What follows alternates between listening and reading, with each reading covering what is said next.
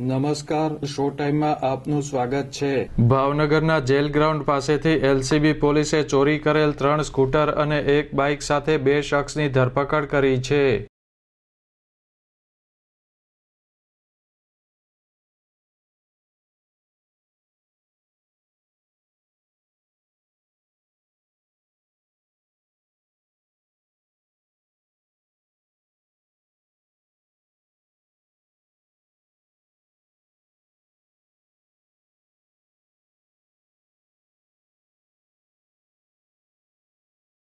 LCB police પેટ્રોલિંગમાં હતી તે દરમિયાન મળેલી બાતમીના આધારે શહેરના જેલ ગ્રાઉન્ડ પાસે આવેલ સરકારી ક્વાર્ટર સામેથી ચોરી કરેલ 3 સ્કૂટર અને એક બાઇક સાથે વડવા ફાચરિયાવાડમાં રહેતા નયન દિલીપભાઈ કાંબડ અને ફુલસરમાં રહેતા પિયુષ અશોકભાઈ ગોહિલને ઝડપી લીધા હતા।